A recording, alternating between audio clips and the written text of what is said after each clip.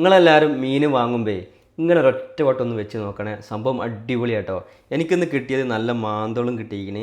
നമ്മളെ നാട്ടിൽ പുയ്യാപ്പിൾ കോര എന്നൊക്കെ പറയില്ലേ, അങ്ങനത്തെ ഒരു മീനുമായിട്ടാണ് കിട്ടിയത്. ഇതിൽ ഏതെങ്കിലും ഒന്നിനും കൊണ്ട് ഞാൻ അങ്ങനത്തെ ഒരു കറിയും വെക്കും, ഒരു മീൻ പൊരിക്കുകയും ചെയ്യും, പിന്നെ കുറച്ച് നെയ്ച്ചോറും ഉണ്ടാക്കും. സംഭവം അടിപൊളി കോംബോ ആട്ടോ.